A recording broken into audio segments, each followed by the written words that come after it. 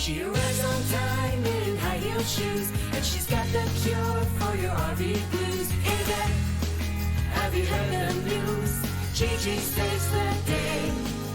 The contract there is just no match. She'll even spot the smallest catch. You'll breeze right through the roughest patch, 'cause GiGi saves the day.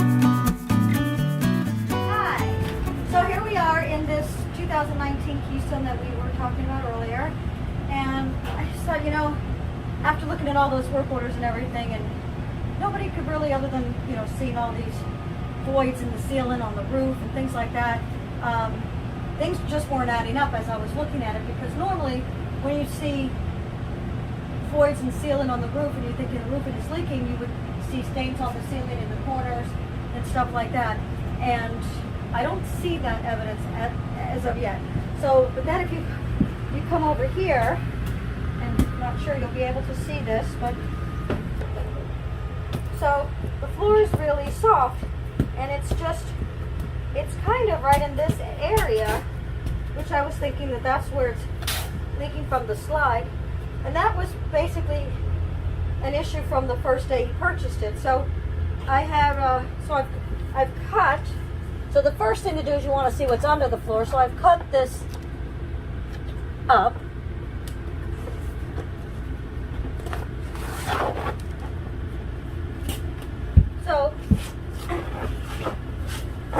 So we've exposed the wood. Normally when I do this and I pull up a piece of vinyl, this is usually wet or rotten, and that's what, you know, the water gets stuck under the floor. So miraculously there's no stain, but you know, this is this is a styrofoam floor. A styrofoam floor, when you're buying a lightweight trailer, is an issue, because all you have is a block of styrofoam with aluminum studs, which are sometimes 8 inches, sometimes 12 on center, sometimes 4, sometimes 6, and then you've got these 4x8 sheets of 1/8 inch door skin on top of it. So if you look here, you can probably see, maybe, can you get this? Look. So these are your seams where this is your joint in the wood. So one of two things could have happened. One, they just didn't put any stud under there. So it's a manufacturer's defect, because there's, where you have a seam, they have to have a, you know, a piece of aluminum or something other than a block of styrofoam, because you need some support. Or number two, this thing was definitely had water in it. Customer had water. He had tons and tons of water. So what I am thinking, and I have Stefan out there dropping the belly pan, is what I think is the water maybe came down the walls, went into the belly pan filled up, and it's possible that the beams underneath, or that should be attached to that, maybe that pulled away or rotted away or is broken. So we're going to go outside and we're going to see what it looks like underneath.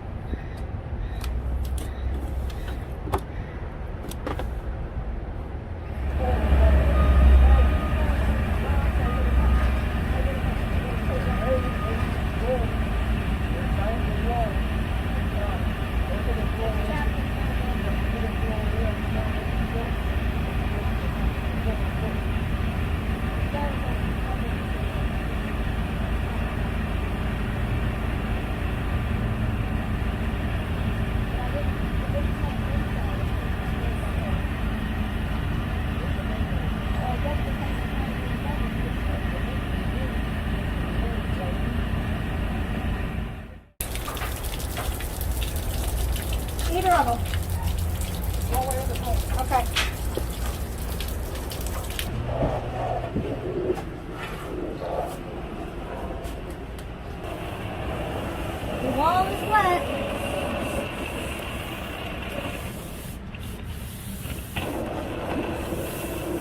Okay, so this water's running down the wall.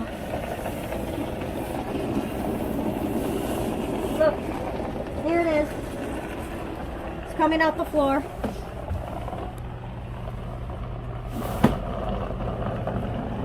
Okay, before we drown.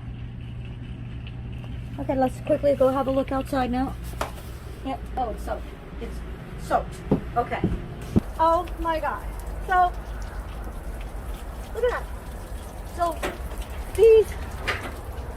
the cable's going right in. Water's running out the slide roof and going in those holes. There's supposed to be a thing here to stop, a stopper.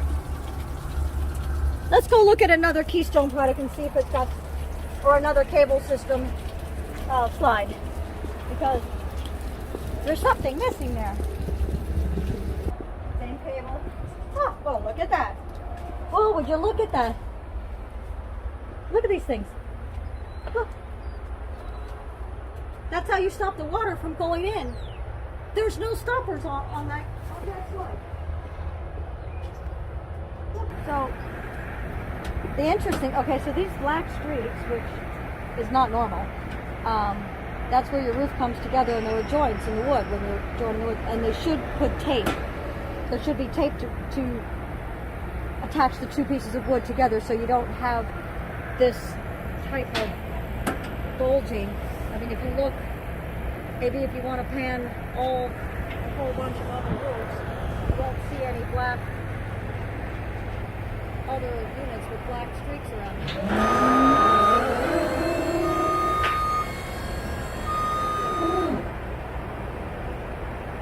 Very odd.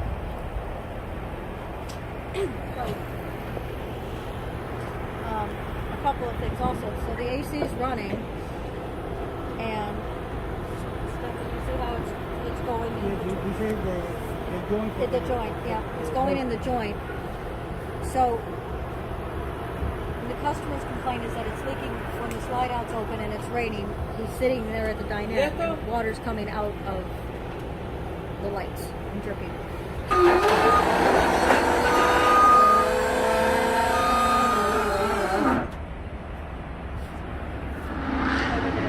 See that?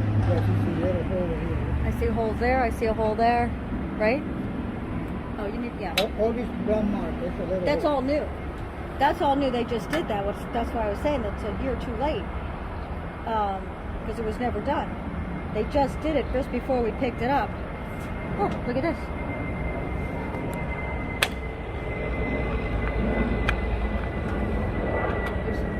There's no sealing on the marker light. That's completely open. Can you see that? Entonces, You see that gap right there? ponlo debajo. That's completely open. No, pega más para allá. Es para echar el agua al slide.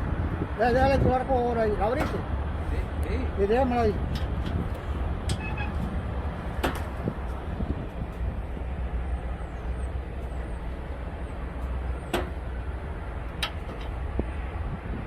So you're gonna put the hose on the slide itself. Maybe we'll go inside and see if we see water. But I do. Well, oh, look at the rubber under the air conditioner.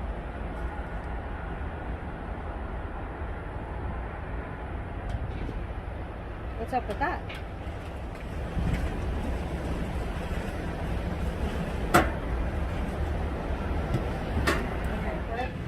A couple of things going on here with, number one, no stoppers, so that's allowing the water to come straight in. But what's happening is, depending if this camper's level or not, this particular slide must be level. If it's not level, it's going to be tipped like this or like that, and the water's just going to come right in the slide inside. Slide toppers is a best friend for a camper like this.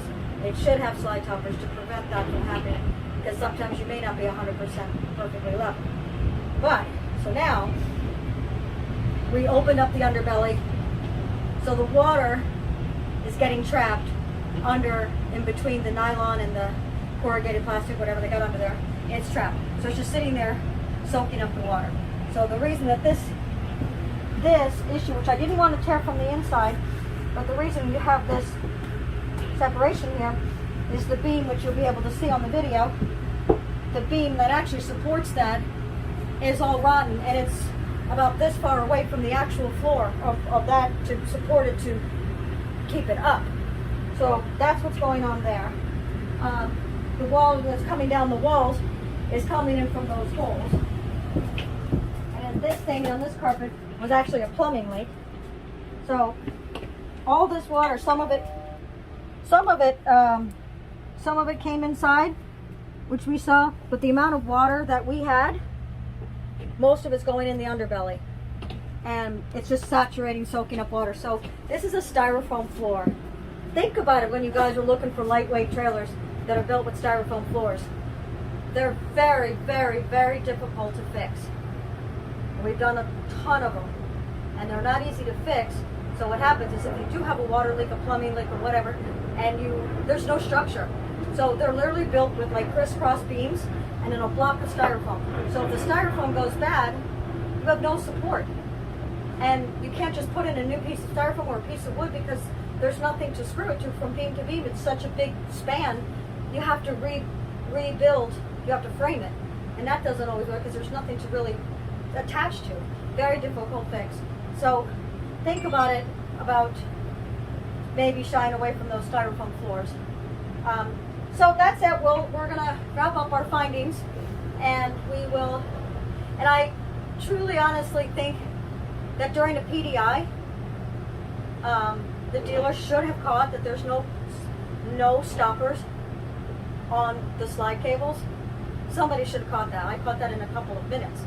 So somebody should have caught that, because that, and along with the sealant, as we noticed, they just sealed the front 13 months later. That front cap, they didn't do a very good job because there's big gaps, still big gaps. So water's going into the front cap and most likely the rear, and there are screw holes or staples coming through the rubber, which we saw up back towards the back. So anyway, I will wrap up my findings and we'll see you later. Okay, so there you go, out in the field, and it's question time now, Gigi. Alrighty. Of course, we always have our questions, and if you want to ask Gigi a question right here on Just Ask Gigi, very simple, info@thervadvisor.com, info@thervadvisor.com. Jane writes, I can get a leftover 2019, or do I get a ordered unit, a new 2021? And the leftover 2019 it's not been used, but it's 2019. So what's the deal? That's very funny, because we just had that subject, which is what happened to the unit I'm working on right now. Yeah. He bought a leftover 19, but he bought it in 2020. Yeah. A leftover 2019 is basically manufactured 2 years ago. So, but here's the thing. If you're getting a really good deal and it's been maintained and the dealer took care of it, that's a good possibility. This other one that we were just talking about, the dealer didn't take care of it. But, because here's the problem with the ordered units. The contracts are extremely tricky. So if you read the fine print, which is usually on the back page, way down on the bottom, and there's a little itty bitty print that tells you that if there's a price increase with the factory, that you will have to bear the cost increase. So that's a problem with ordered units. The manufacturers and the dealers have the right to change the amenities, change the floor plan, change the color, change the price, change everything. And if you don't close on the sale, you lose your deposit. So it's very scary right now to order a unit. So if you can find something that's in stock, or you can get a dealer to change the language in the contract and cross things off, and you cannot sign an ordered unit with a price increase. You cannot sign a contract on an ordered unit if it's telling you that you've already inspected and you've accepted it in its current condition when it's not even built. So there's a problem with buying ordered units, Yeah. and we can touch on that next week. All right. And we have one more question. This one comes from Dick, and Dick asks, side of the road. I'm on the side of the road, and I want to get roadside assistance in the moment. Do I get immediate use of that roadside assistance? In other words, make the call and, hey, I want to sign up for roadside assistance and I need you now. What's the scoop? I'm hoping he's kidding, but that would be like a patient going in for open heart surgery and buying health insurance at the same time. Yeah. So, I mean, So we know the answer is no. yeah. I mean, come on. You know, I still suggest you buy it. Might not help you this time, or you may have to pay for the tow, but I can get somebody out there. Yeah. But at least you'll be covered for the next time it happens. Right, right. And there almost always is a next time. Yes. So roadside assistance is important. By the way, folks, if you're interested in all this, all you got to do, go to the site. It's thervadvisor.com, thervadvisor.com. That's the place to go to learn more about any of our new service, any of our current services, and anything that's coming up. I'm Tom Alexander. Thanks for watching. We'll see you again next week. So long, everybody. Bye. Did you enjoy this video? Be sure to like, comment, and share, and hit the bell icon. Remember, ding, ding, so that you're notified when new videos are uploaded. As always, don't forget to subscribe.